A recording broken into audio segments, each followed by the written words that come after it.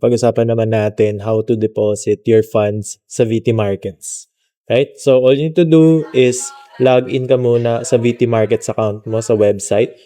And then, after logging in, so ito yung makikita mo yung home. And then, navigate ka lang dito sa left side and hanapin mo lang tong funds. Pag nakita mo na tong funds, just click on it and may drop down dyan. Then, you will see deposit funds. Just click on deposit funds. Ito yung mga choices guys na pwede nyong gamitin na pang deposit.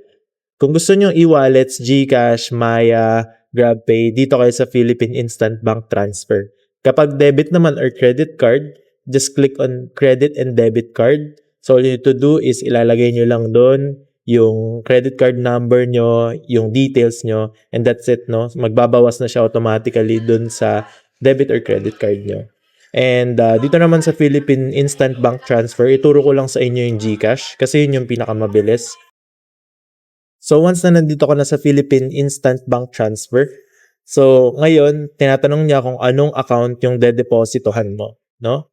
So in this case, dito tayo sa 1601 and all you to do is click dito sa amount kung magkano yung gusto mo ilagay. Let's say for example 100. And kung makikita nyo dito below guys, nandito na din yung exchange rate. And kung magkano yung mababawas sa account nyo sa GCash. So dito nakalagay 5896. Then just click on submit. After you click on submit, ito guys, papipiliin niya kayo kung ano yung gusto nyo. So ang piliin nyo lang dito is e-wallet. And then nandito na yung GCash. Right? So meron tayong Maya, may coins.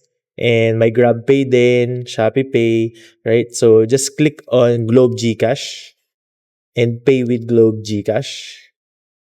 So ngayon guys, all you need to do is log in lang kayo sa GCash nyo with your number. So direct na to guys. Dito guys, just log in sa phone nyo, sa GCash app nyo, and i-scan nyo lang tong QR na to. And then, ayun guys, nandun na yung amount. All you need to do is continue with the purchase or the deposit. Yun lang.